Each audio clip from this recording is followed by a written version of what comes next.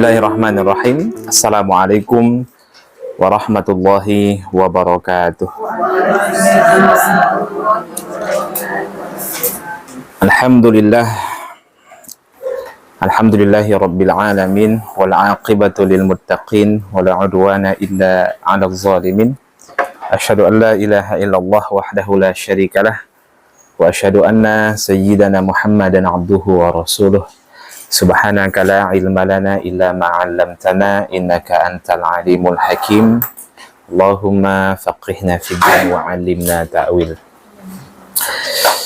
Memuji dan bersyukur kepada Allah tabaraka wa taala, dilanjutkan dengan bersalawat kepada Rasulullah. Allahumma shalli ala Muhammad wa ala ali Muhammad.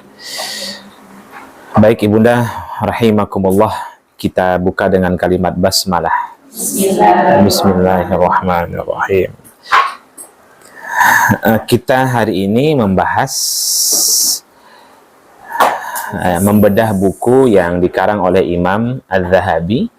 Telah berlalu ya, dosa pertama yakni syirik, kemudian dilanjutkan yang kedua membunuh. Hari ini kita masuk pembahasan dosa yang ketiga yakni sihir. Ya, semuanya sudah dapat bukunya? Udah ya, udah. Baik.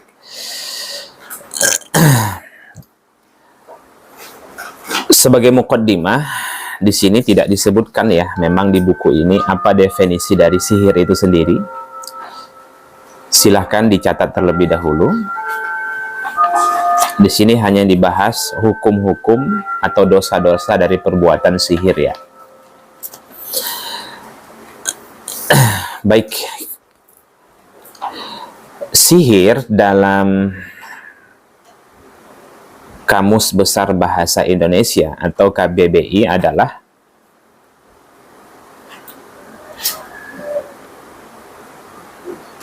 praktik supranatural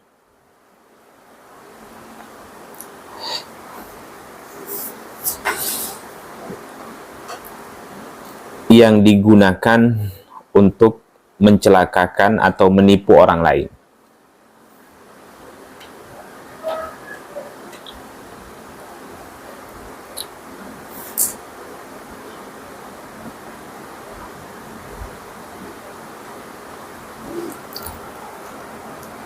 Baik. Jadi kalau kita lihat dalam KBBI Bunda, bahwa yang dimaksud dengan sihir itu adalah praktik supranatural yang digunakan untuk mencelakakan atau menipu orang lain. Adapun dalam bahasa Arab, dari sisi bahasa, sihir itu ya, terambil dari 3 huruf sin, ha, kemudian ro, ya, bimakna al-lais. Al-lais.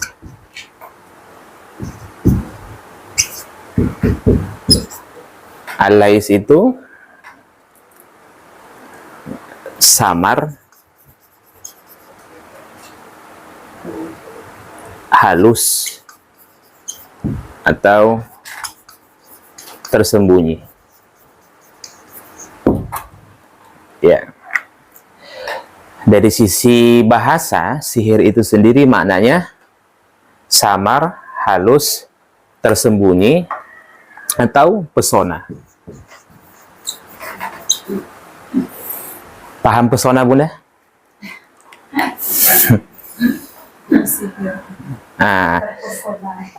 Kecantikannya membuat aku tersihir. Itu artinya apa tuh? Terpesona, terpukau. Ya, keindahan alam itu membuat aku tersihir. Itu artinya terpesona juga. Ya, jadi apalagi orasinya membuat aku tersihir. Itu apa artinya? Bahwasanya ungkapan dia itu membuat aku membuat aku hanyut, ya kan? Kemudian Rasulullah Shallallahu Alaihi Wasallam ketika menyampaikan ayat-ayat suci Al-Quran kepada orang-orang musyrikin Makkah, kemudian apa yang disebut oleh musyrikin Makkah kepada Rasulullah? Rasulullah disebut penyihir. Kenapa? Karena ayat-ayat Al-Quran itu membuat si pendengar atau siapa saja yang membaca dan mendengar itu seakan-akan seperti tersihir, terpesona dengan keindahan bahasanya. Oke, itu sihir dari sisi bahasa. Ya. Kenapa disebut juga dengan samar, halus atau tersembunyi? Karena hakikat dari sihir itu ada, Bunda. Hakikat dari sihir itu dalam pandangan Ahlus Sunnah wal Jamaah itu ada, hanya saja perbuatannya itu tak nampak. Maka disebutlah dia samar, halus atau tersembunyi. Kalau membunuh kan jelas. Dia datang. Kemudian dia memakai benda-benda tertentu. Iya kan? Demi untuk mencelakai atau membunuh seseorang. Itu nampak bendanya, perbuatannya nampak. Tapi kalau sihir, dia mencelakakan seseorang atau menipu orang lain atau membuat suatu ilusi atau khayalan tanpa sentuhan. Makanya dalam undang-undang kita, hukum tentang sihir itu tidak ada. Karena tidak terbukti secara ilmiah. Tidak terbukti secara ilmiah. Tapi kita sebagai orang yang beriman, wajib percaya bahwa sihir itu ada. Kalau tidak ada sihir, maka batallah surah Al-Falaq dan surah An-Nas. Kan gitu. Karena sebab turunnya surah Al-Falaq dan surah An-Nas itu dikarenakan Rasulullah terkena sihir.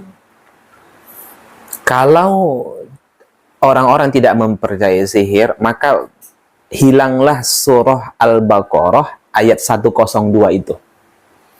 Yang dimana orang-orang Yahudi, asal mulanya mereka belajar sihir itu adalah dengan meyakini bahwa kerjasama Nabi Sulaiman dengan jin itu, mereka menganggap bahwasanya Nabi Sulaiman itu juga belajar sihir. Padahal tidak.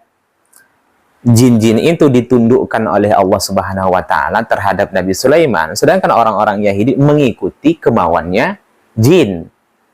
Kan itu, Bunda. Wattaba'u ma tatlu syayatin wa ala mulki Sulaiman dan seterusnya. Nah, jadi kita harus percaya, Bunda, bahwasanya dalam pandangan Ahlus Sunnah wal Jamaah sihir itu ada. Ya, jadi hari ini kita lihat banyak mungkin podcast-podcast yang mengatakan saya tidak percaya dengan sihir. Bahkan ada yang menantang. Kalau begitu sihirlah tuh Netanyahu kan. Bisa pahami, Bunda, santet dan lain sebagainya kan. Kenapa penyantet-penyantet itu nggak dipanggil oleh presiden gitu kan supaya nyantet Netanyahu gitu. Kenapa, Bunda? Kawan. Nah, kalau kawan itu janganlah. Karena tidaklah jin-jin itu mau membantu kecuali manusia itu melakukan kekufuran. Semakin besar kekufuran manusia, maka semakin besar pengabdian jin-jin kepada manusia. Jelas ya? Ini ya. Jadi sihir itu dari sisi bahasa samar, halus atau tersembunyi. Baik, ini dari sisi bahasa. Adapun dari sisi istilah, nah, trik sulap dengan kecepatan tangannya itu disebut sihir. Dari sisi bahasa. Masuk ya? Iya, dari sisi bahasa, Bunda. Kan sihir itu trik sulap dengan kecepatan tangan halus, tersembunyi. Jelas ya? Paham ya? Hipnotis itu sihir, tapi dari sisi bahasa. Contoh Al-Quran dari sisi bahasa apa? Artinya bacaan. Kan bacaan. Kan qara'a, yaqra'u, Qur'anan atau wakiro'atan. Itu kan artinya bacaan. Tapi dari sisi syariat Al-Quran itu apa? Kalam Allah yang diturunkan kepada Nabi Muhammad melalui perantara malaikat Jibril. Kan beda kan? Nah, jelas ya, Bunda? Baik. Kemudian kita lanjutkan. Secara syariat, sihir itu adalah Menurut saya mengutip pendapat Ibnu Qudamah ya, beliau mengatakan, Ibnu Qudamah ya, beliau ini seorang ulama ya. Beliau mengatakan sihir itu adalah ikatan-ikatan,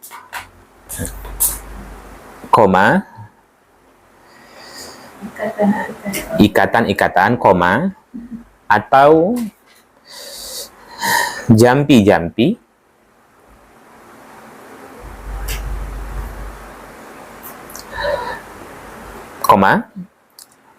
perkataan yang dilontarkan secara lisan maupun tulisan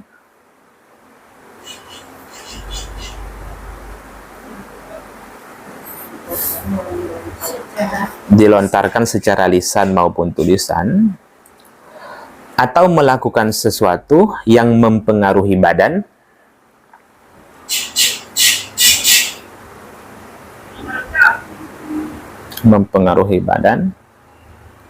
hati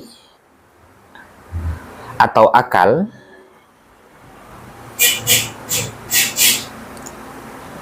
orang yang terkena sihir.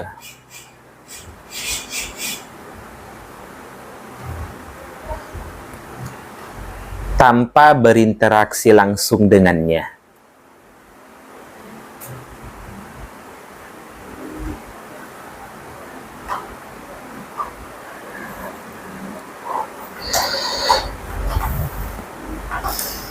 Pendapat yang kedua, Ibnul Qayyim rahimahullah, beliau mengatakan yang dimaksud dengan sihir itu adalah gabungan dari berbagai pengaruh ruh-ruh jahat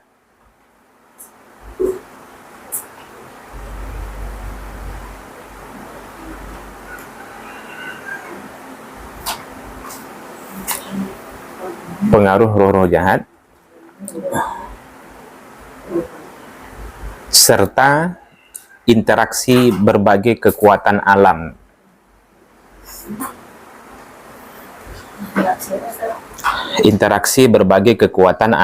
Alam.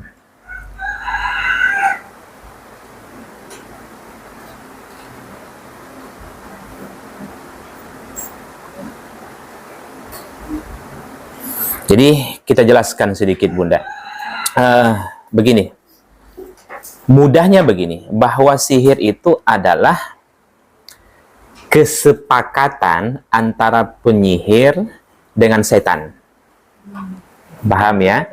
Kesepakatan antara penyihir dengan setan.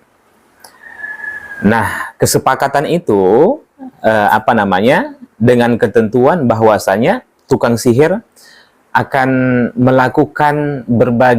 melakukan apa saja yang diminta oleh setan. Maka mudahnya begini, tidaklah mungkin setan itu akan mengabdi kepada penyihir kecuali melainkan pasti ada tumbalnya, pasti ada imbalannya. Itu tuh gampangnya seperti itu. Tidak mungkin setan itu mengabdi kepada manusia atau mengabdi kepada penyihir kecuali pasti ada imbalannya. Makanya nanti akan kita sebutkan sarana-sarana penyihir bagaimana agar setan itu mengabdi. Tapi bukan untuk dipraktekkan ya. Bukan untuk dipraktekkan ya. Nanti setelah ini, biar mengabdi setan gitu kan. Nah, nanti akan kita sampaikan. Baik, kita lanjutkan Bunda. Jadi, gampangnya bahwa dan semua permintaan setan itu pasti semuanya mengandung kekufuran. Nah, tidak ada permintaan setan itu yang baik. Semuanya pasti mengandung kekufuran. Itulah sebabnya orang yang belajar sihir, orang yang berbuat sihir, dan orang yang mendatangi penyihir, ya kan, itu ketiga-tiganya terancam masuk ke dalam neraka. Yang menyihir hukumannya dibunuh dalam Islam. Paham ya Bunda? Ditebas lehernya. Nah, kalau di Arab Saudi itu masih diberlakukan. Di Arab Saudi masih diberlakukan. Bunda bisa nanti lihat di YouTube, ya kan, bagaimana hukuman-hukuman penyihir-penyihir dan bagaimana konteks apa namanya korban-korban yang keluar paku dari mata, dari tembus besi dari telinga kanan sampai telinga kiri, tiba-tiba seperti itu memang ada. Kalau tidak ada sihir itu, tak mungkin sampai sebegitunya pemerintah Arab Saudi membuat suatu hukum, kan gitu. Cuman kita di Indonesia itu dilestarikan, dibudidayakan, Bunda. Bedanya kita dengan Arab Saudi, kalau di sana itu dibunuh, kalau kita dibudidayakan. Jadi kalau ada dukun-dukun itu orang dihormati, kan gitu kan di Indonesia kan? Bahkan pejabat-pejabat berlomba-lomba ke sana kan, kalau sudah mau pilkada gitu. Hah? Termasuk loh itu termasuk semuanya itu dari perbuatan sihir. Santet, kemudian pelet, itu bagian dari sihir tuh. Jadi perbuatannya itu bermacam-macam kan. Tapi itu bagian dari sihir. Yang penting bagaimana dia menipu seseorang, melukai seseorang tanpa menyentuh. Ya, baik. Kita lanjutkan. Nah, kemudian dalam pandangan Ahlus Sunnah wal Jamaah, secara umum sihir itu dibagi kepada dua. Satu ada namanya sihir hakiki, kemudian yang kedua sihir takhyil. Ya, hakiki, kemudian takhyil. Hakiki, yang kedua takhyil. Baik, lanjut. Sihir hakiki yaitu sihir yang bertujuan untuk menyakiti jasad manusia.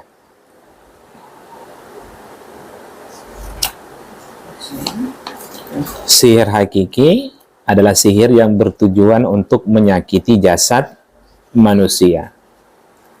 Ya seperti paku masuk ke dalam tubuh. Bunda pernah ketemu? Saya belum pernah. Saya sendiri belum ketemu.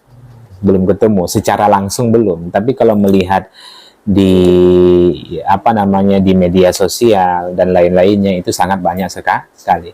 Adapun cerita-cerita dari orang-orang yang kita yakini bahwasannya beliau yang menyampaikan itu adalah orang yang jujur, beliau pernah menemukannya itu kan.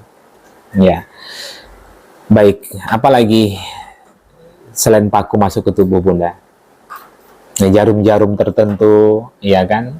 Saya melihat di pemberitaan resmi Arab Saudi itu keluar malah besi dari biji matanya. Sehingga penyihir itu hukumannya dibunuh kan?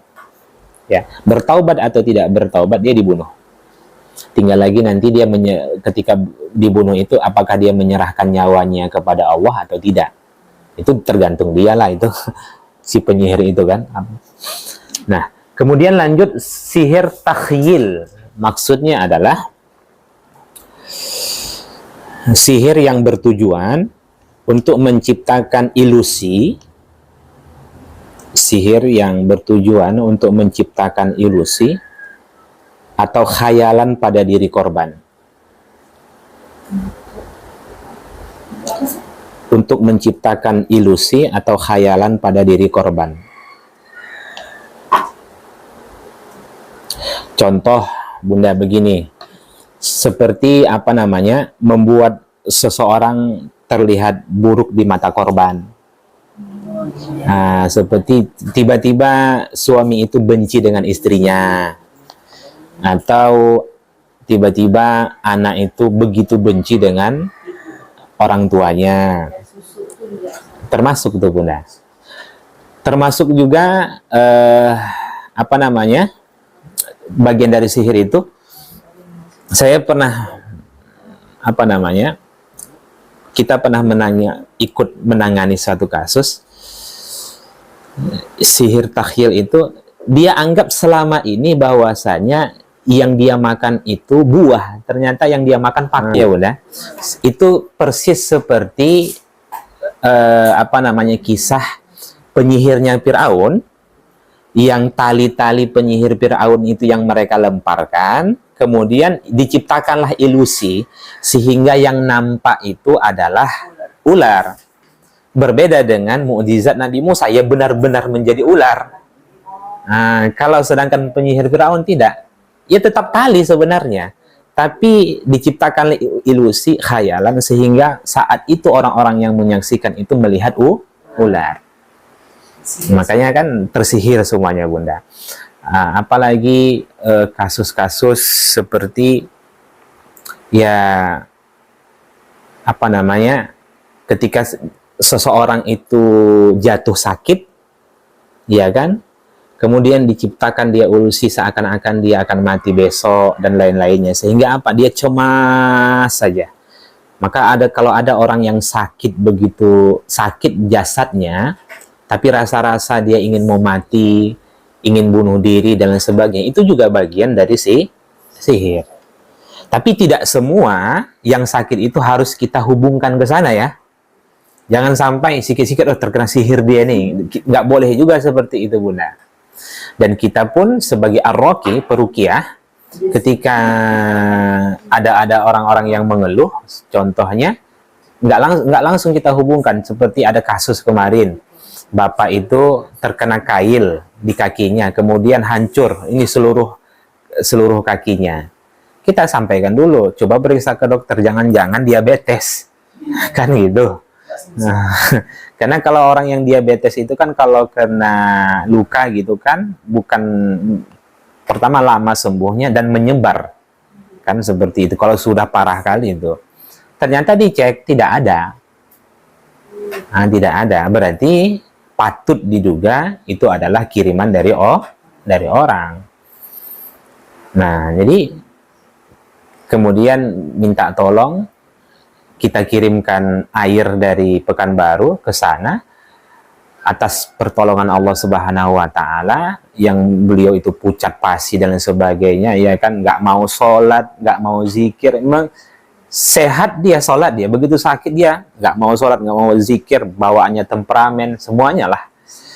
Nah, itu benar-benar itu adalah ada gangguan. Kita kirim, alhamdulillah, ibu itu jamaah kita juga. Ibu itu mengatakan, alhamdulillah Ustadz, sakitnya itu masih ada, maksudnya kakinya itu masih luka kan. Tapi bapak itu beliau sampaikan positive thinking, sudah segar badannya dan lain sebagainya, walaupun kakinya itu masih sakit. Itu yang sebenarnya sasaran dari ruqyah itu.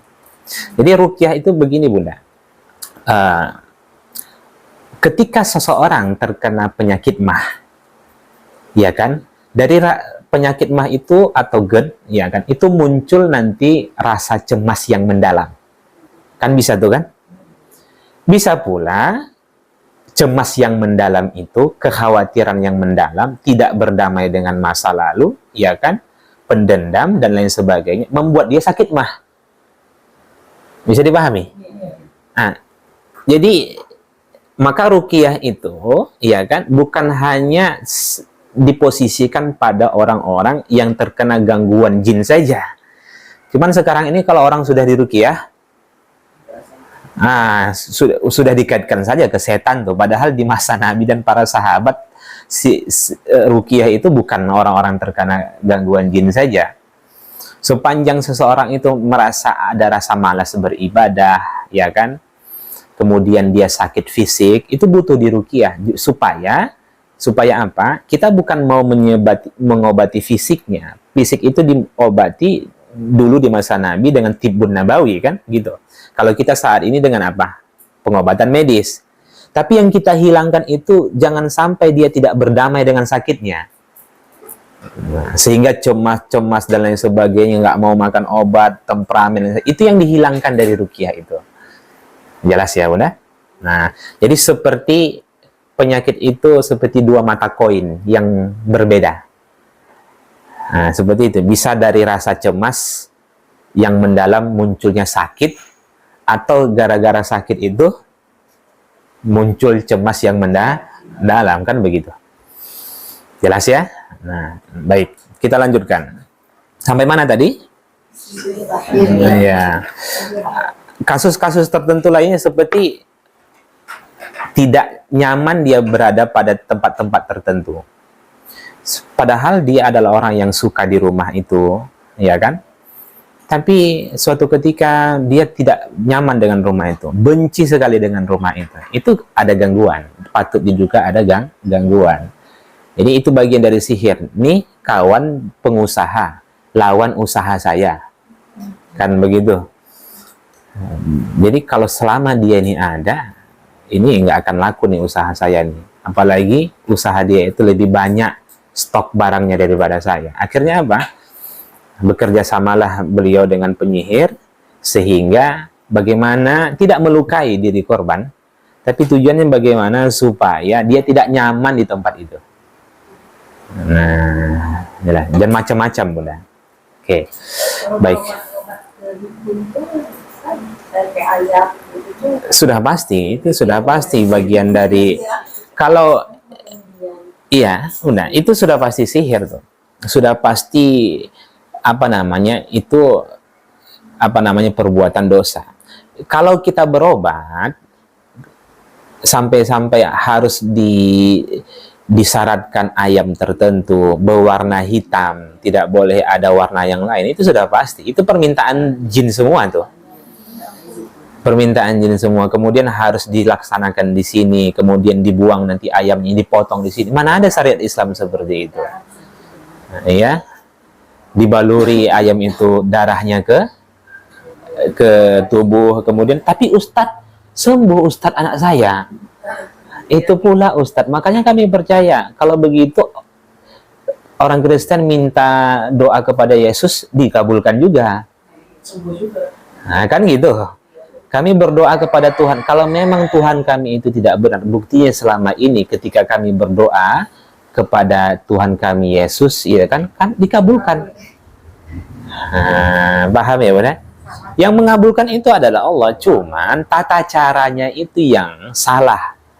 Mudahnya begitu, Bunda. Kalau Bunda lagi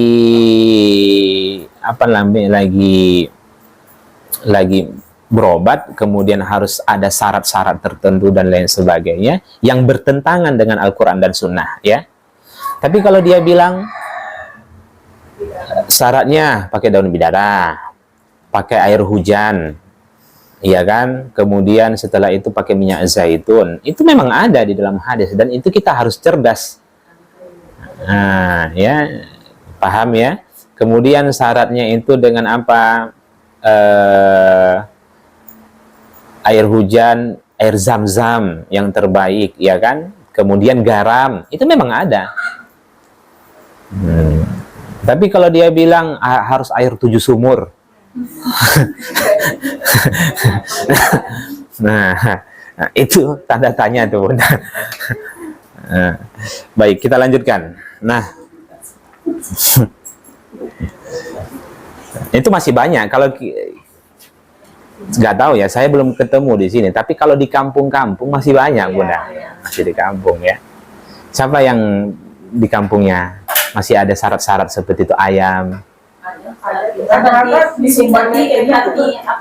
Badan ayamnya dibuka,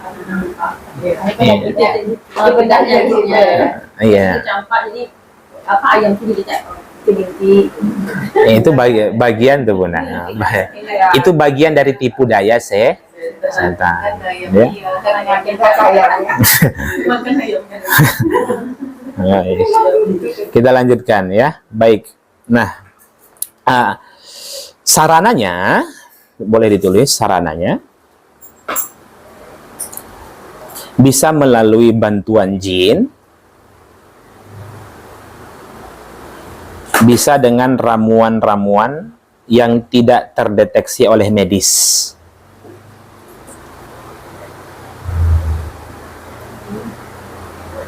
Sarananya bisa melalui bantuan jin, bisa dengan ramuan-ramuan yang tidak terdeteksi oleh medis. Yang poin kedua ini Bunda saya tidak paham, jujur. Maksudnya bagaimana bentuk ramuan itu saya belum pernah melihat. Tanyalah sama penyihir. Nah, kalau yang nomor satu bisa melalui dengan bantuan jin, itu sudah umum kita ketahui. Ramuannya harus pakai apa, gitu kan? Kita nggak tahu. Tapi Syekh Al-Utsaimin mengatakan bahwa sarananya itu untuk menyakiti seseorang itu dua. Satu bisa melalui dengan bantuan jin, yang kedua bisa melalui ramuan-ramuan tertentu yang ditaruh di minuman seseorang dan lain sebagainya. Iya kan? Tapi tidak muncul rasa sakit, bisa muncul rasa sakit, bisa pula bisa pula pendendam, ya kan? Benci dan lain sebagainya. Ya, nggak tahulah kita Bunda, apakah tai ayam campur dengan bunga mawar plus dengan kotoran manusia dan lain sebagainya, wallahu a'lam lah. Ya, entah apalah ramuan itu. Jelas. Ya. Coba saya tanya, ada di sini yang gangguannya non medis? Yang hadir ini? Nggak ada.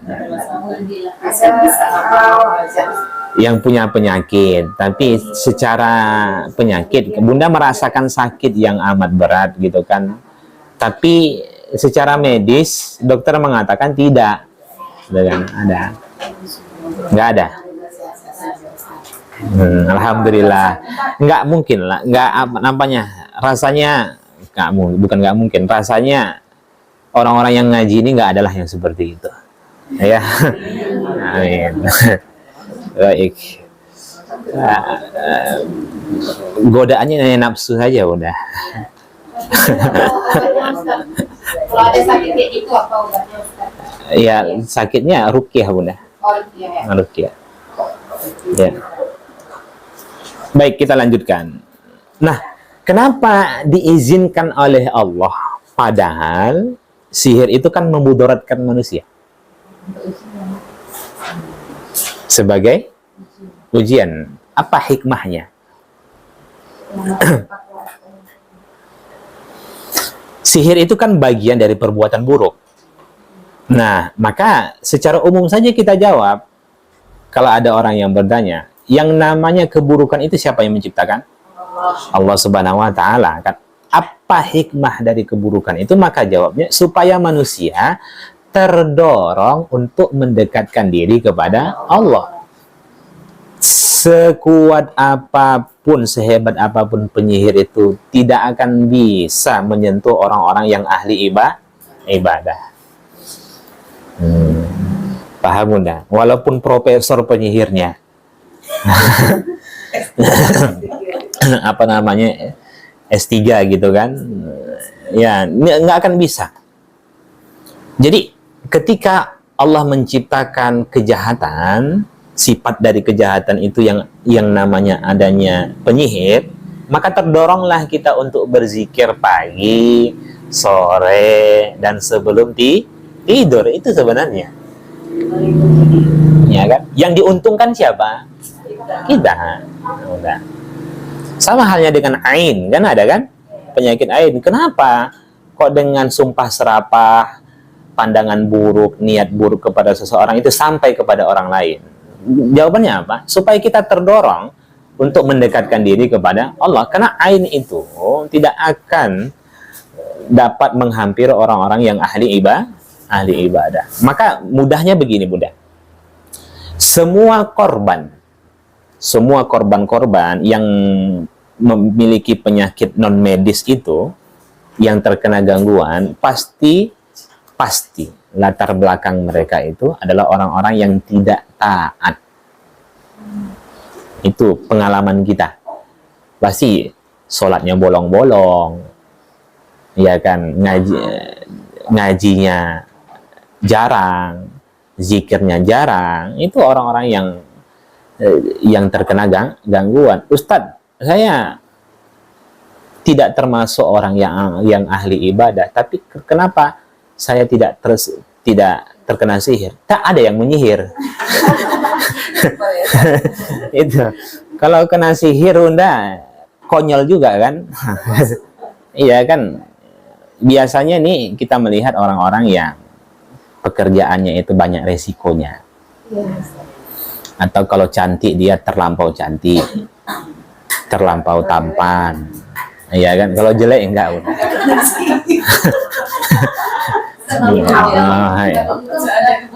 Ya kan, untuk apa aku memutuskan hubungan rumah tangga dia, sedangkan perempuan itu buruk gitu kan, jelek kan, dan lain sebagainya. Pilih yang cantik lah, kenapa pilih yang jelek kan? Nah, jadi termasuk juga ngapain kita ganggu-ganggu orang-orang yang kelas menengah. Ya, ganggulah orang-orang yang kelas atas itu. Tanggung. Ya makanya seperti punya, maka saya kan berawal dari ikut-ikut dulu dengan guru belajar ruqyah, kemudian ikut-ikut dulu mengawani guru meruqyah orang, kan melihat kasus-kasus itu sampai saya pribadi terjun langsung ke lapangan Bunda. Langsung itu kan melihat kasus-kasus seperti ya. Dulu saya pikir hanya sebatas teori saja. Dulu waktu saya di pondok saya pikir ya sama halnya Bunda, kayak macam penjajahan. Kita pikir itu kan penjajahan itu yang ada di buku-buku sejarah saja kan. Cerita. Sekarang kita rasakan. Memang benar-benar ada penjajahan itu. Begitulah. Jadi sama dulu. Kok bisa ya? Saya sekarang kok bisa ya? Ya tapi memang itulah Bunda. Kekuatan gaib itu kan. Memang benar-benar ada istilahnya penyakit-penyakit non medis itu, ya. Yang paling sering itu adalah mentalnya dijatuhkan. Jadi dia tidak berdamai, tak pernah berdamai dia dengan masa lalunya, cemas dengan masa depannya, itu saja yang dia pikirkan. Nah, itu lebih banyak pasien yang seperti itu. Pergi ke psikiater gitu kan. Enggak juga kan. Kemudian begitu kita ruqyah, alhamdulillah baru ada perubahan pelan-pelan. Namun ada kontrol di situ. Maksudnya sudah dilakukan ininya Bu, sudah enggak ditinggalkan baca surah Al-Falaqnya 100 kali. Ya, kita sarankan gitu kan, ada kontrol lah begitu. Kalau dokter itu apa namanya itu? Kontrol kesehatan ya Bu. Apa namanya? Check up ya. Ya, baik, kita lanjutkan. Nah, sekarang kita masuk bukunya.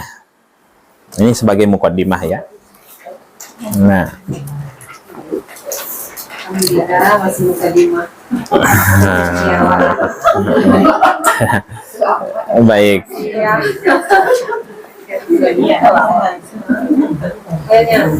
Perhatikan Bunda di sini. Buku Bunda masih bersih ya, buku saya ya. Baik, hampir nggak nampak lagi dia Bunda. Baik, kita lanjutkan ya. Apa yang disampaikan oleh Imam Az-Zahabi di dalam buku beliau ini tentang sihir.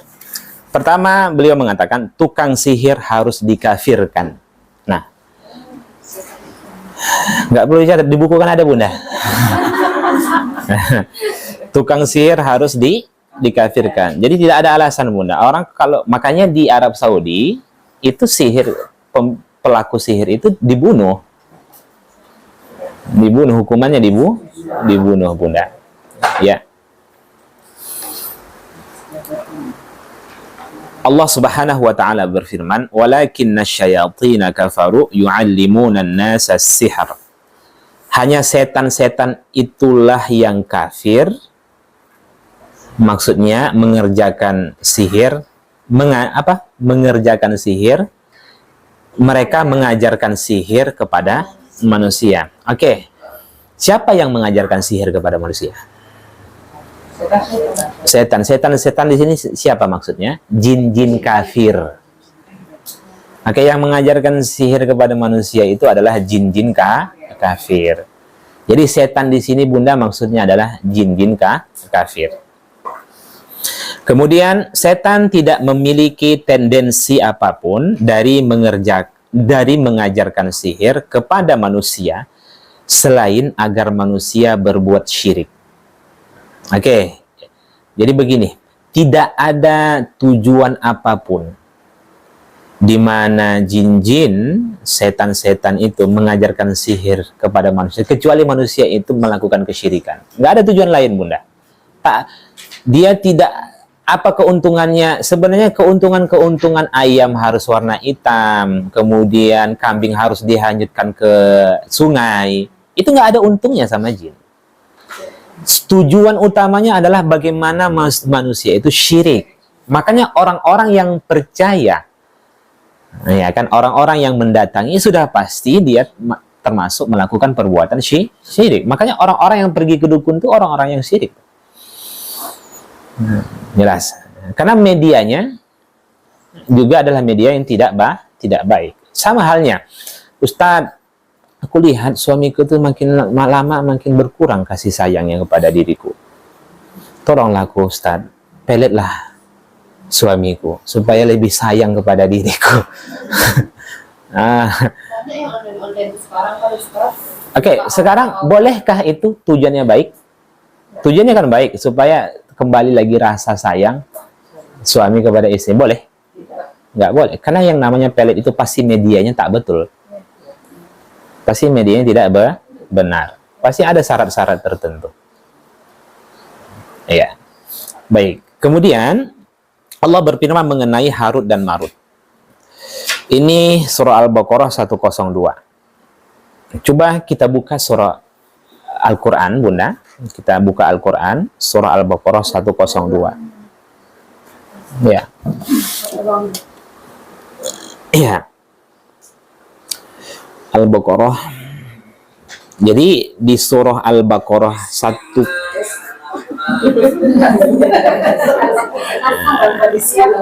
Dari dalam surah Al-Baqarah ayat 102 ini Allah menceritakan bagaimana awal mula manusia mengenal sihir. Dan ayat ini, Bunda, bagian dari ayat ruqyah. Kalau dibacakan nih kepada orang-orang yang terkena gangguan, itu sudah ada aja responnya itu.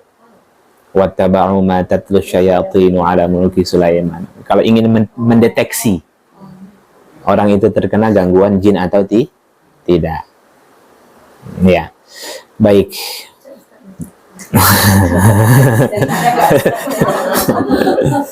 Baik. Nah, kita lihat. Belajar jam 7.30 susah tuh, Bunda. Bunda bisa. Ini Bunda ini orang-orang yang taat semua nih. Iya. Iya. Baik. Kita lihat Allah Subhanahu wa taala berfirman, "Wattaba'u ma tatlu syayatinu 'ala mulki Sulaiman. Wa ma kafara Sulaiman, walakinna syayatina kafaru yu'allimuna an-nasa as-sihr." وَمَا أُنْزِلَ عَلَى الْمَلَكَيْنِ بِبَابِلَ هَارُوتَ وَمَارُوتَ وَمَا يُعَلِّمَانِ مِنْ أَحَدٍ حَتَّى يَقُولَا إِنَّمَا نَحْنُ فِتْنَةٌ فَلَا تَكْفُرْ فَيَتَعَلَّمُونَ مِنْهُمَا مَا يُفَرِّقُونَ بِهِ بَيْنَ الْمَرْءِ وَزَوْجِهِ. Kita lihat. Dan mereka mengikuti apa yang dibaca oleh setan-setan pada masa kerajaan Sulaiman. Dan mereka mengatakan bahwa Sulaiman itu mengerjakan sihir. Padahal Sulaiman tidak kafir. Tidak mengerjakan sihir, maksudnya, Bunda. Ya. Hanya setan-setanlah yang kafir. Maksudnya hanya setan-setanlah yang mengerjakan sihir. Sudah dikafirkan, Bunda. Berarti sihir itu adalah perbuatan syirik, ya, syirik akbar. Mereka mengajarkan sihir kepada manusia dan apa yang diturunkan kepada 2 orang malaikat di negeri Babil. Maksudnya ini adalah negeri Babilonia yang saat ini ada di Irak, ya. Nama malaikat itu yaitu Harut dan Marut. Sedangkan keduanya tidak mengajarkan sesuatu kepada seorang pun sebelum mengatakan, sesungguhnya kami hanya cobaan bagimu. Sebab itu janganlah kamu kafir. Maka mereka mempelajari dari kedua malaikat itu apa yang dengan sihir itu mereka dapat menceraikan antara seorang suami dengan istrinya. Nah, begini. Umum sudah kita ketahui, Bunda, bahwasanya salah satu mukjizat Nabi Sulaiman itu adalah jin-jin tunduk kepada beliau. Dan itu adalah kuasa Allah menundukkan jin-jin kepada Nabi Sulaiman. Seperti memindahkan singgasananya Ratu Balqis ke kediaman beliau. Itu kerjasama Nabi Sulaiman dengan jin-jin. Oke. Nah, dan ini yang menjadi alasan orang-orang Yahudi di masa Nabi Shallallahu Alaihi Wasallam yang mereka belajar sihir itu dikarenakan nenek moyang mereka itu juga bekerja sama dengan setan.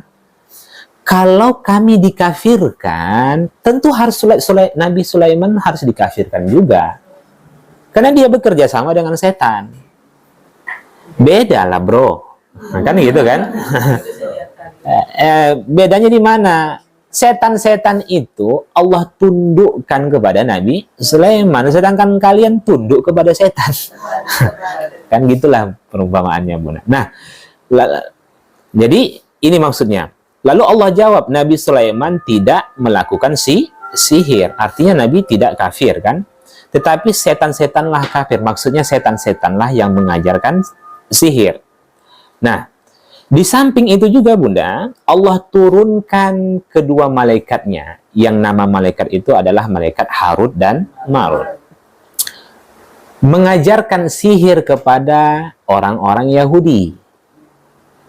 Oke. Tujuannya adalah supaya mereka tahu bagaimana cara menangkal sihir itu. Makanya di sini disebutkan, sebelum malaikat itu mengajarkan sihir kepada mereka, kemudian malaikat terlebih dahulu mengatakan apa?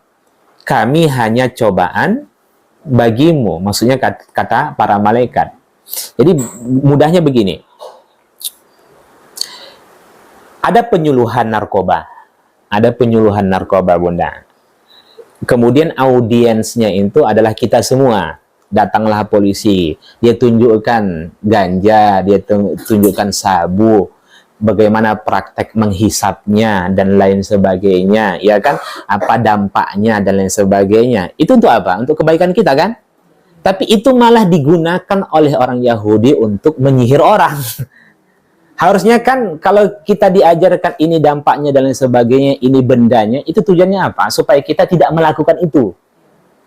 Tapi berbeda dengan orang-orang Yahudi, ketika diajarkan oleh malaikat Harut dan Marut tentang sihir kepada orang Yahudi, mereka bukan malah menjauhinya, tapi malah mempraktekkannya. Salah satu yang mereka lakukan adalah senang sekali menceraikan suami istrinya. Jadi ya. Jelas, Bunda?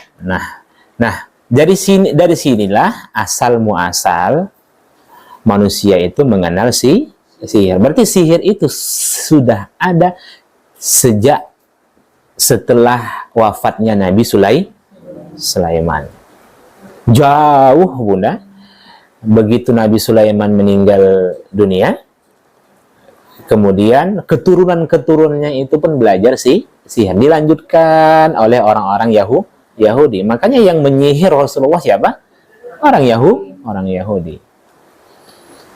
Jelas. Baik. Tapi tak semua orang Yahudi saat ini itu penyihir, ya. Enggak. Ya. Baik, sama halnya yang mengatakan waqalatil yahudu Uzairun ibnullah. Orang-orang Yahudi mengatakan Uzair itu anak Allah. Tak semua orang Yahudi mengatakan Uzair itu anak Allah. Yahudi Arab saja yang mengatakan Uzair itu anak Allah. Yahudi yang di Israel tidak. Mereka mentauhidkan Allah malah. Yahudi di Israel mentauhidkan Allah. Makanya kalau begitu benci mereka kepada orang-orang Kristen. Orang-orang Yahudi, kalau mereka tidak dapat melaksanakan ibadah di namanya tempat ibadah mereka, Bunda? Bukan. Kalau kita masjid, kalau mereka apa tuh? Bukan, itu di Darussalam. Kalau orang-orang Yahudi di Indonesia, mereka tempat ibadah mereka itu apa namanya? Kita kan masjid. Ya. Orang-orang Yahudi apa namanya? Kalau Kristen gereja. Enggak. Mereka Kristen. Sanebok apa? Sinebok ya, entah apalah itu. Yang penting mirip-mirip itulah. Ya, coba lihat dulu Bunda. Iya, bangunannya apa? Sinegok. Iya. Sinago. Sinegok. Iya Bunda, tapi yang lain-lainnya itu, ya kan, itu juga bagian dari tempat ibadah mereka. Jadi begini, orang-orang Yahudi kalau mereka tidak bisa ke sana, mereka boleh masuk beribadah itu di masjid. Tapi tak boleh orang Yahudi itu tidak dibolehkan untuk masuk ke dalam gereja. Paham ya Bunda? Jadi kalau mereka mau beribadah, kalau tidak ketemu tempatnya, tempat mereka itu di mana mereka beribadah? Masuk ke masjid. Kenapa? Karena agama mereka sejalan dengan agama Islam. Sama-sama mentauhidkan Allah. Sedangkan kalau mereka ke gereja, orang-orang Nasrani itu menyembah berhala. Makanya di Israel itu sebenarnya orang-orang Yahudi itu benci, iya kan, dengan Islam, tapi jauh lebih benci mereka kepada orang-orang Kristen. Maka nggak pandang bulu tuh. Cuma orang-orang Kristen kita mendukung ke orang Israel, padahal mereka benci. Nah, iya kan? Itu yang perlu kita ketahui kan. Karena ada hubungan rohani kata mereka. Hubungan rohani itu maksudnya adalah bahwasanya yang kita tahu bahwasanya Nabi Isa itu kan mengajarkan Injil itu kepada Bani Israel. Nabi Musa mengajarkan Taurat kepada Bani Israel. Kitab Taurat itu menjadi perjanjian lama. Nah, kemudian kitab Injil itu menjadi perjanjian baru. Itu sebenarnya perjanjian lama, perjanjian baru. Karena ada hubungan kerohanian. Nah, ya, Tanakh, Talmud, ya. Cuman jangan katakan kitab-kitab sekarang itu Injil.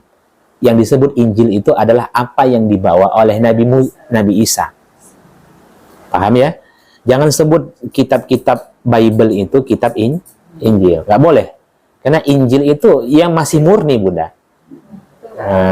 Paham ya? Jadi jangan, saya sudah belajar Injil, mana ada lagi Injil yang murni, Bunda.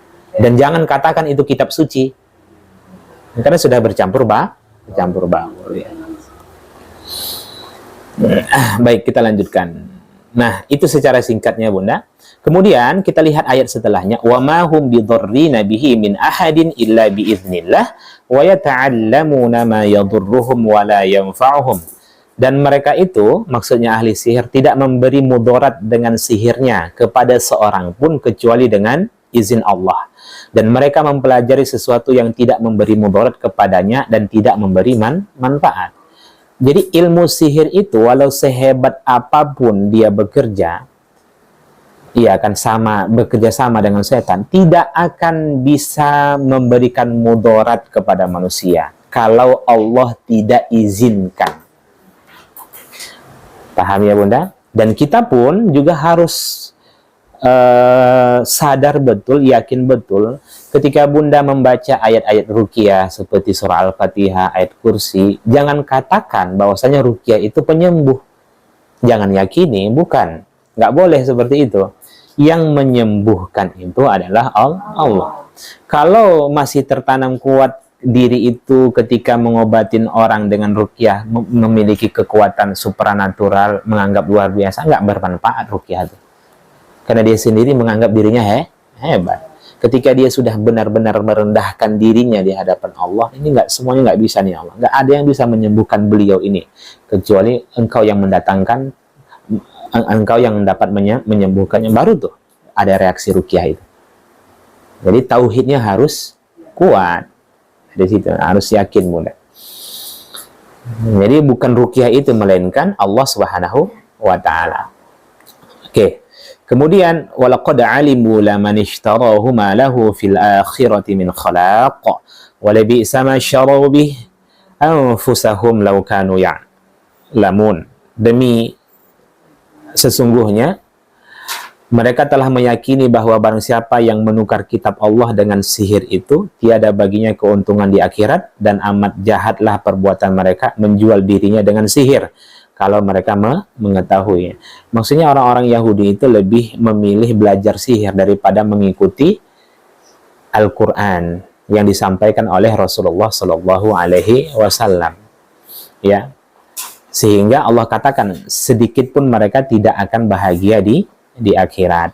Inilah asal mula manusia itu mengenal sihir dan belajar sihir. Paham sampai sini, Bunda? Maka jangan sampai kita tidak yakin dengan sihir. Terus untuk apa ini ayat ini gitu kan? Berarti kita tidak beriman dong kepada surah Al-Baqarah 102. Ya kan, di mana orang-orang Yahudi dulu berlomba-lomba mereka belajar sihir. Baik. Nah, kita lanjutkan. Kita saksikan mayoritas orang-orang yang sesat mempelajari sihir. Lihat bukunya Bunda kembali. Dengan anggapan bahwa hukum sihir hanya sebatas haram. Maksudnya banyak orang-orang menganggap sihir itu hanya sebatas haram. Berarti hanya menganggap dosa besar saja. Mereka tidak menyadari bahwa sihir adalah kekafiran. Artinya apa? Orang-orang yang belajar sihir itu percaya kepada sihir, secara otomatis mereka keluar dari Islam. Ya. Mereka pun mempelajari dan mempraktekkan ilmu guna-guna seperti santau. Santau ini apa nih?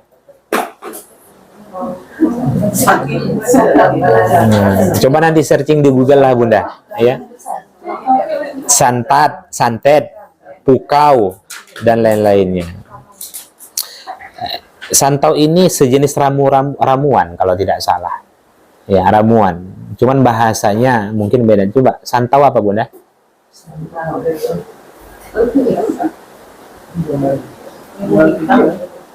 Santau apa? Ada? Iya, dia ilmu hitam. Santet, santau, pukau, ya ilmu hitam semua Bunda. Guna-guna, medianya pakai apa? Medianya pakai apa? Pukau, coba pukau. Dengan benda halus atau energi jahat ke dalam tubuh korban. Berarti itu kalau pukau? Kau kayak nggak sadar tadi kamu pakai banget. Kalau orang mau maling gitu kan, si maling kita nggak sadar sama sekali gitu. Berarti hipnotis. Hipnotis. Ya. Sadar sama sekali.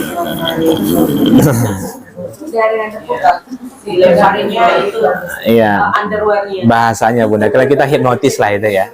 Iya. Ini merupakan sihir murni. Mereka juga menggunakan sihir dalam mengikat hubungan suami dari istrinya. Juga menggunakan ilmu pelet untuk menumbuhkan kecintaan seorang pria kepada wanita. Dan sebaliknya, menumbuhkan kebencian seorang wanita kepada seorang laki-laki. Jadi itu saja Bunda. Pelet itu bisa membuat bermusuhan, bisa membuat orang yang benci itu jadi cinta. Ya. Dan masih banyak lagi praktek-praktek klinik dengan menggunakan mantra dan jampi-jampi yang kebanyakan adalah kesirikan dan kesesatan. Jadi dari sinilah muncul klinik-klinik dukun, klinik-klinik perdukutan kan. Ya baik. Hukum bagi tukang sihir adalah dibunuh atau hukuman mati, sebab ia telah kafir kepada Allah dan atau menyerupai kekafiran. Nabi SAW bersabda, jauhilah oleh kalian 7 dosa yang membinasakan. Salah satunya adalah sihir. Oleh karena itu, hendaknya seorang hamba bertakwa kepada Allah dan jangan sampai terjerumus pada perkara-perkara yang merugikan dirinya di dunia dan di akhirat. Nah, kemudian Nabi SAW bersabda, hukuman bagi tukang sihir ialah ditebas dengan pedang. Maksudnya dibunuh. Ini maksudnya Bunda, artinya beberapa riwayat mengatakan bahwa hukuman kalau orang-orang yang melakukan sihir itu terbukti dia. Cuman kan susah membuktikannya Bunda. Kan gitu. Cuman kalau di Arab itu cara membuktikannya kalau sudah ada buhul-buhul di rumahnya, media-media itu sudah diponis penyihir. Dengan bukti-bukti itulah dia dihukum mati. Ya. Baik, saya rasa kita tidak perlu belajar terlalu banyak tentang ini gitu ya. Ya, yang penting kita paham sihir itu perbuatan syirik. Hanya saja kita mesti memahami, mempelajari bagaimana membentengi diri dari yang namanya perbuatan-perbuatan sihir. Kita lihat di sini, Bunda. Halaman 36. Jadi macam-macam sihir itu ada namanya tamaim, ada tiwalah, ya kan? Tamaim itu adalah sejenis mutiara atau manik-manik yang dikalungkan oleh orang-orang bodoh pada diri mereka, anak-anak mereka, dan binatang-binatang ternak mereka dengan keyakinan bahwa ia dapat menolak penyakit ain. Ini sampai sekarang masih ada. Taruh-taruh benda di sini. Entah apa-apalah itu ya. Joko Tingkir itu. Kalau kita lihat dulu film-film dulu, Bunda, ada di sini dikalungkan ya. Itu namanya tamaim. Nggak boleh, Bunda, haram. Ya, bagian dari perbuatan syirik. Jadi, kemudian tiwalah itu maksudnya adalah pelet. Kemudian pelet adalah satu jenis sihir, yaitu sebuah upaya agar seorang istri dicintai suaminya. Ini juga tidak boleh. Kemudian Al-Khattabi berkata, ruqyah menggunakan ayat-ayat Al-Quran dan nama-nama Allah diperbolehkan. Ruqyah itu apa artinya?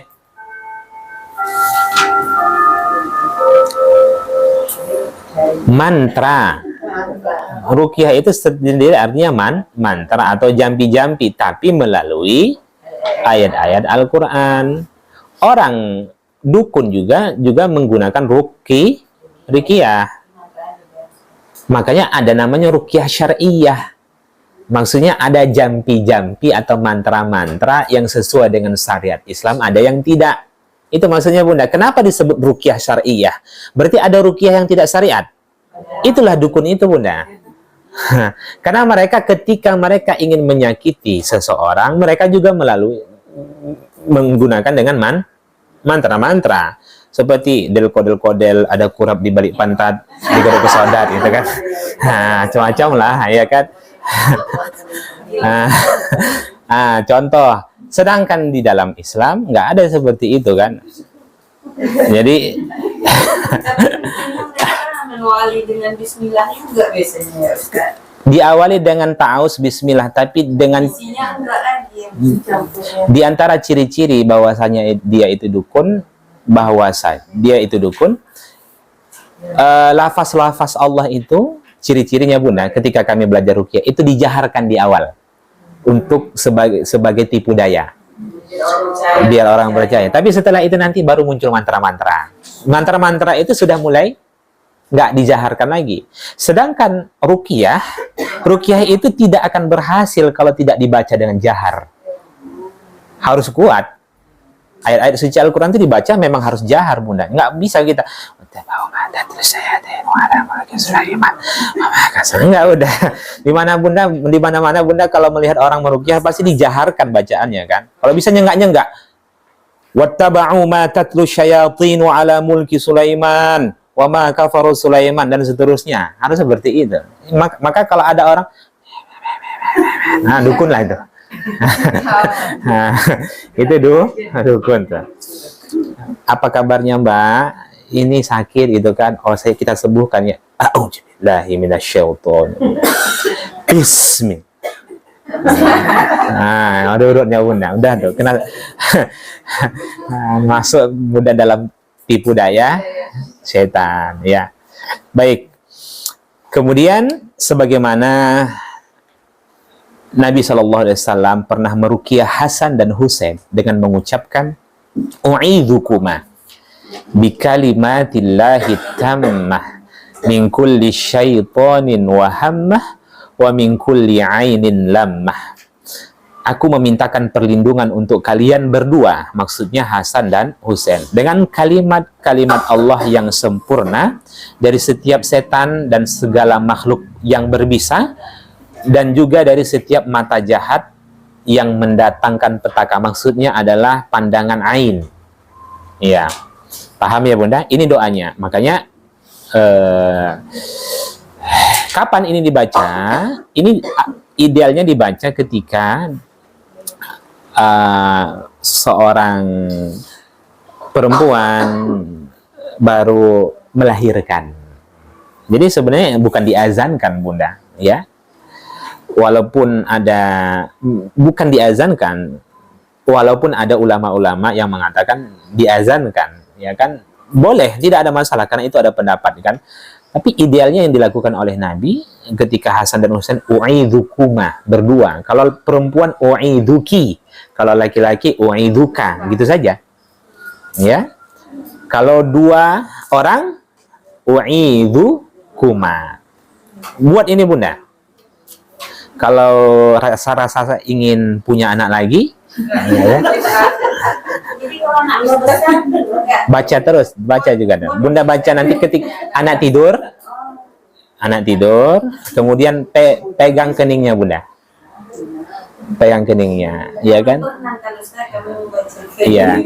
Biasanya semalam kita praktekkan di masjid di Musola At-Taubah di Jalan Paus.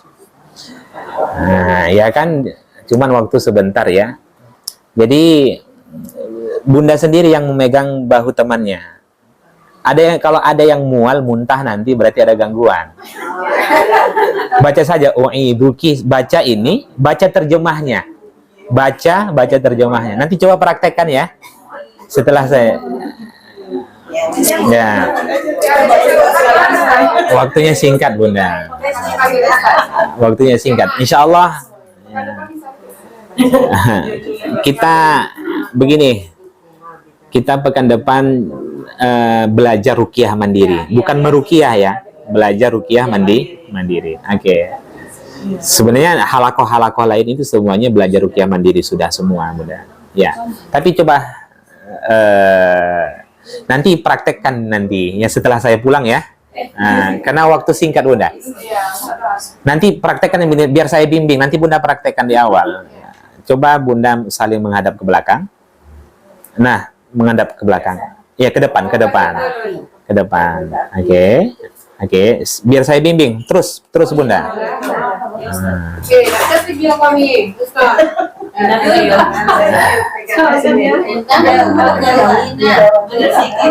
ya? Ini aja.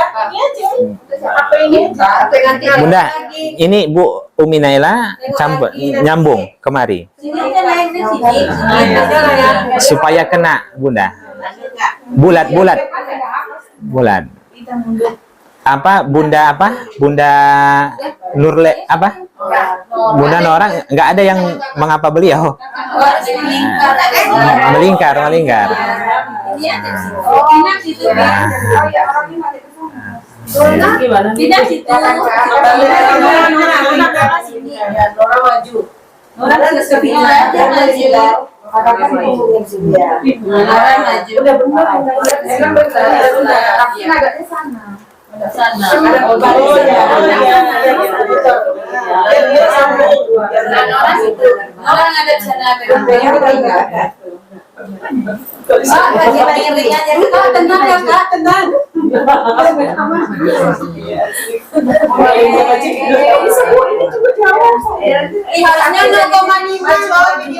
Nah, coba perhatikan dulu. Perhatikan Bunda. Ikutin saya dulu. Bunda gesek tangan Bunda gini 10 kali.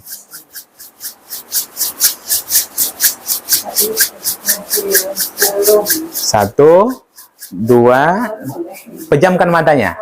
1, 2, 3, 4, 5, 6, 7, 8, 9, 10. Nanti setelah itu perhatikan, nanti kita ulang lagi Bunda. Bunda seperti ini, yang tidak tidak merasa ada sesuatu tarikan, tunjuk tangan nanti ya. Oke. Mulai. Bismillahirrahmanirrahim. Hitung sampai 10, kemudian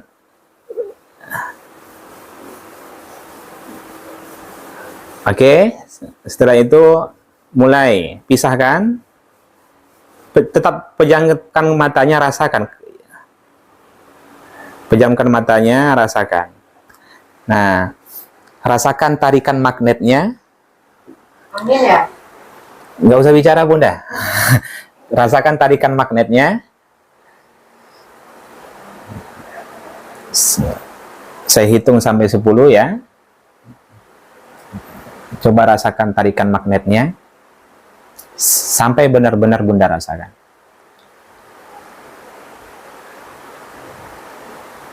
Baik, selesai. Sudah selesai, Bunda. Nah, sekarang coba tunjuk tangan yang belum merasa. Sikit aja. Sikit aja. Ada? Ada? Yang nggak ada? Tunjuk tangan. Yang nggak ada? Yang belum merasa ada tarikan magnet? Belum merasa? Iya, kalau ada rasa kayak macam tarikan magnet gitu, itu berarti dia sudah berhasil. Oke, yang belum. Terlepas sedikit atau banyak, yang penting sudah, berarti ada. Berarti baik, alhamdulillah. Maksud saya? Iya, jadi kayak macam ditarik itu, Bunda. Oke, sudah ya. Itu pemanasan dulu, ya. Maksud saya kalau tidak ada yang merasakan itu patut diduga. Paham? Bukan.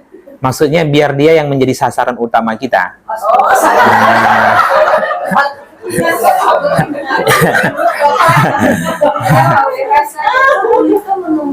Iya. Iya. Baik. Baik, kalau yang macam ada tarikan kan, berarti oke, sudah ya. Nah, begini Bunda. Coba nanti praktekkan, tapi setelah saya nanti begini contohnya, masing-masing nanti ini sentuh tengkuk yang ada lubang di sini. Ada lubang di sini kan? Nah, coba periksa dulu. Periksa. Silakan periksa Bunda. Periksa. Coba dulu Bu Bunda, masing-masing Bunda. Nah, masing-masing coba. Silakan Bunda, silakan. Masukkan saja. Tidak, bukan. Masukkan saja tangan Bu dari dalam. Dari dalam. Punya temannya sendiri, punya temannya. Nah, silakan.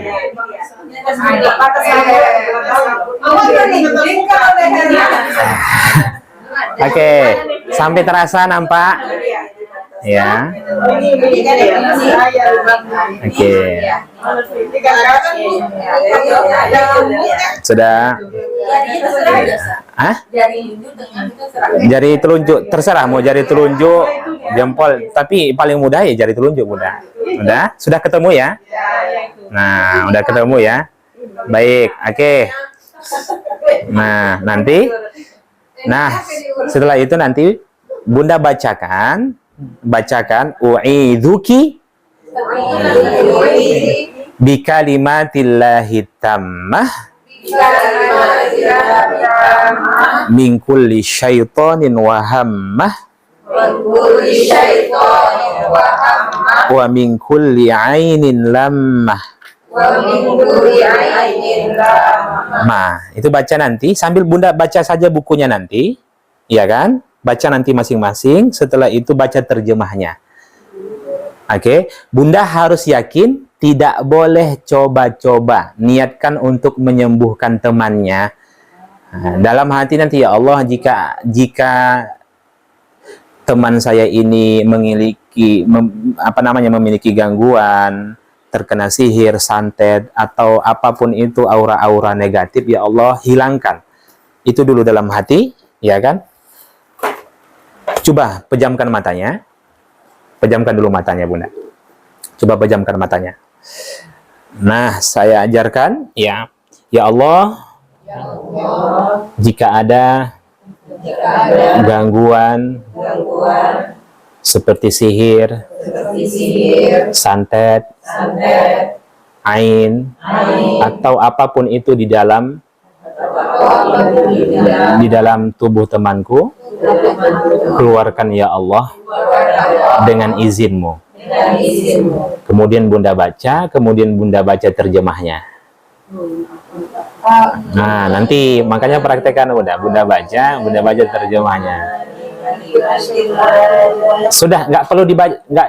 Kalau untuk ini Bunda jangan dijaharkan, cukup dilirihkan saja.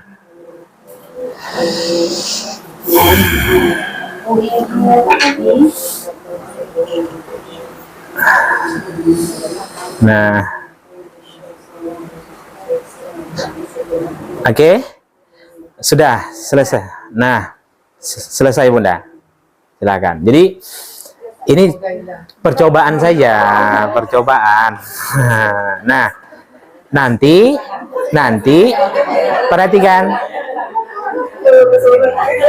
Ya, nanti perhatikan. Nanti kalau ingin lebih serius lagi, ya kan? Coba nanti Bunda praktekkan di sini.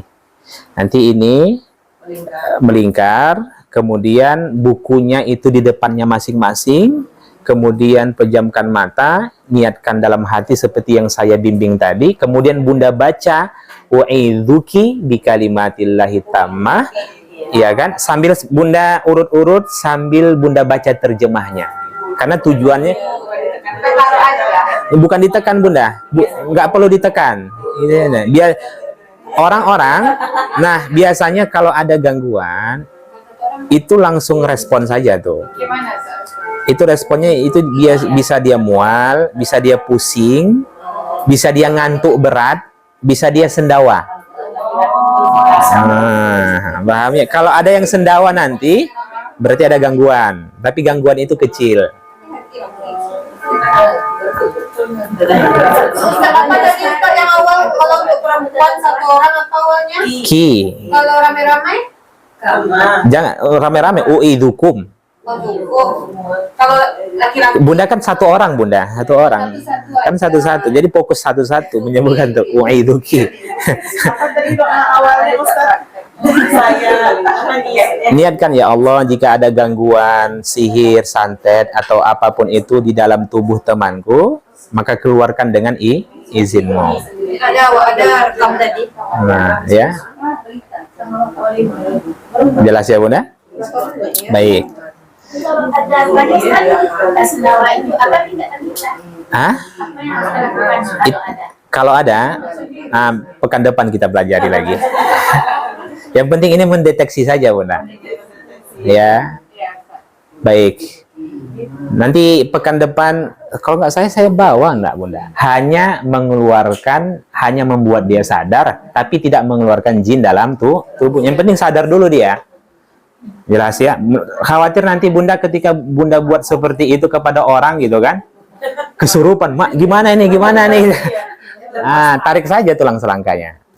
Oke. Ada yang paling ekstrim lagi, kalau dia nggak sadar. Tapi biasanya dia sudah sadar. Mohon maaf. Yang paling ekstrim puting susunya ditarik. Ya kan? Kalau laki-laki Bunda itu diputar gitu ya. Nah, jelas ya. Paham ya? Jadi Mencari tulang susah. jelas ya Bunda? Kan benteng diri kita. Kan harus membentengi diri kan. Iya. Enggak, insya Allah Bunda nanti kita sampaikan pekan depan bagaimana cara membentengi diri. Jangan nanti dia keluar pindah ke Bunda.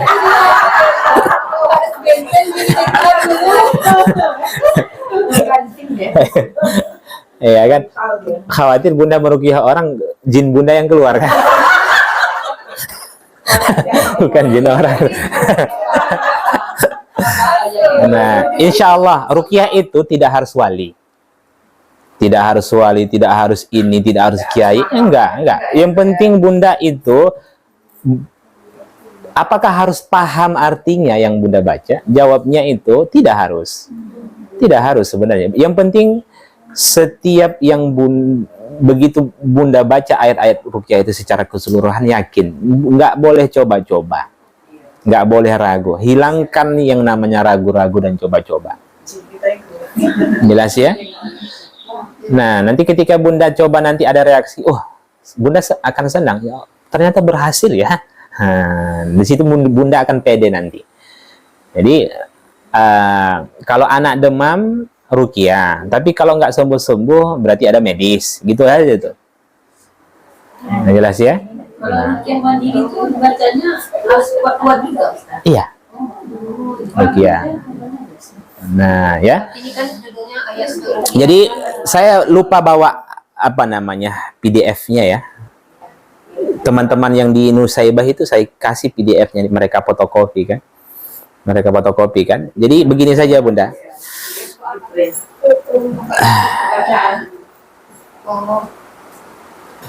Waktu kita sebentar memang kan, itu nggak dapat ya. Jadi gini,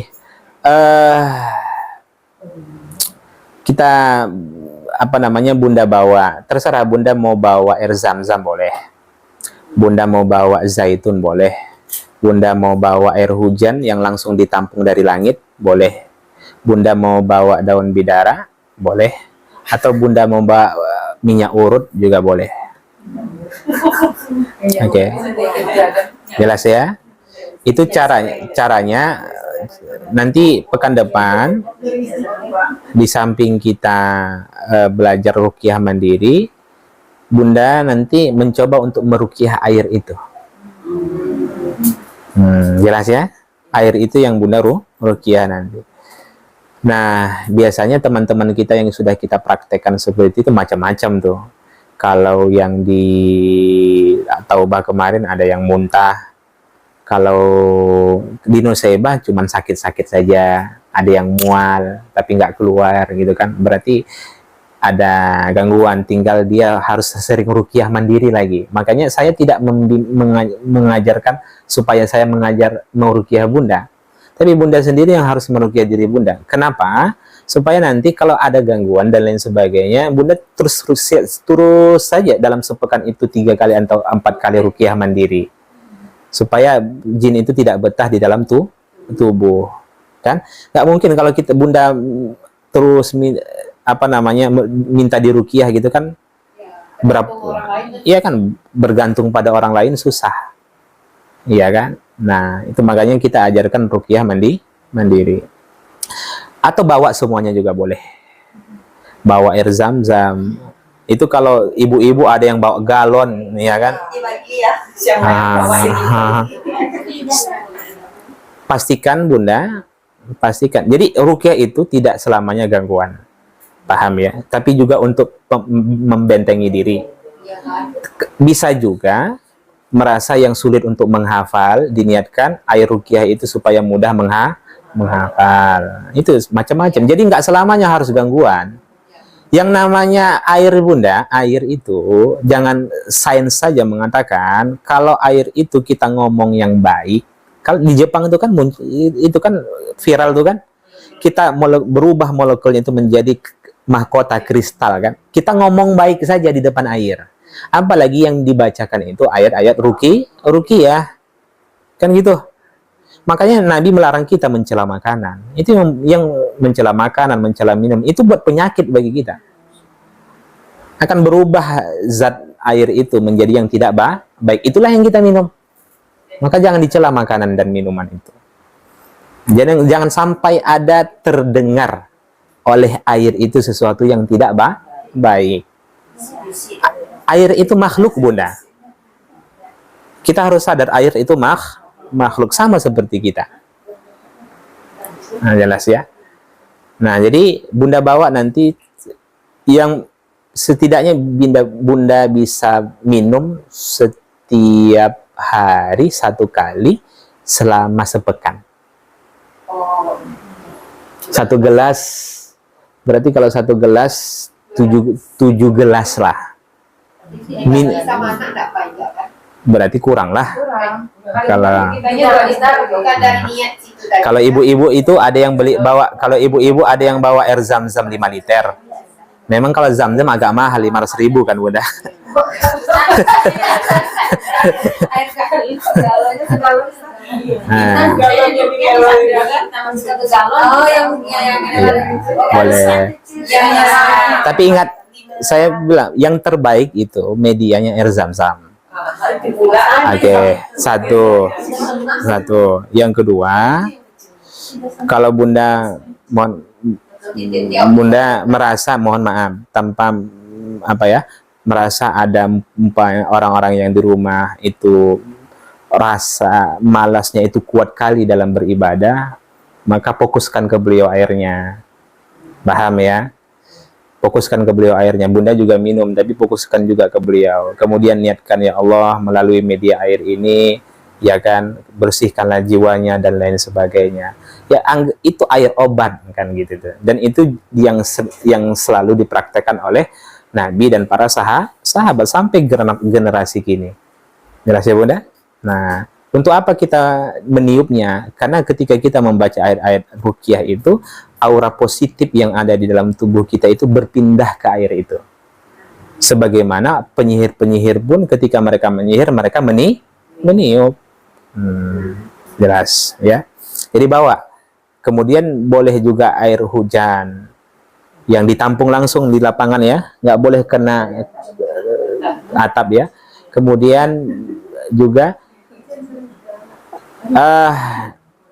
yang Bunda ingin lulurkan, mau dilulurkan, mau jadi dimandikan, nanti boleh bawa nanti daun bidara bubuk, beli di Shopee banyak tuh, Cahaya Sunnah banyak tuh daun bidara bubuk, paham ya? Daun bidara bubuk itu, nanti daun bidara bubuk itu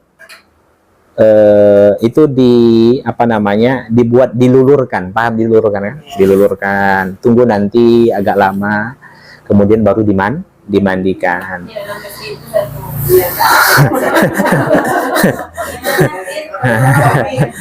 Oke ya, jelas. Yang ingin menyemprotkan ke sudut-sudut rumahnya, maka medianya itu air garam sama daun bubuk bidara. Paham ya? Kalau ingin mau disemprot-semprotkan rumah, kalau merasa Bunda kalau di rumahnya itu nggak nyaman, di ruang tengah nyaman, di dapur nggak nyaman, di ruang tengah nyaman, atau di ruang tengah nggak nyaman, di dapur nyaman, yang rasa nggak nyaman itu disemprotkan di situ Bunda. Itu medianya nanti pakai air, pakai garam, daun bubuk bidara. Bawa tiga-tiga itu. Yang ingin disemprotkan ke rumah, yang ingin dimandikan, yang ingin diminum. Terasa paham ya?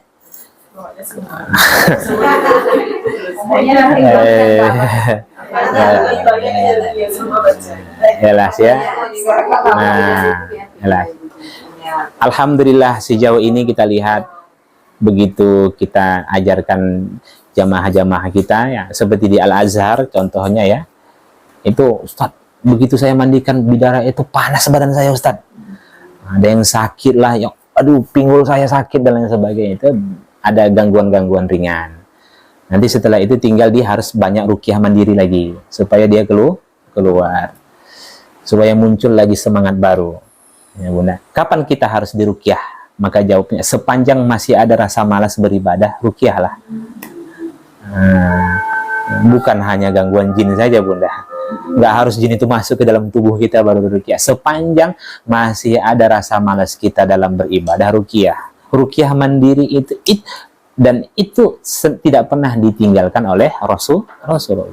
Sebelum tidur beliau hembuskan ke tangan, beliau usap itu kan bagian dari ruqyah Bunda.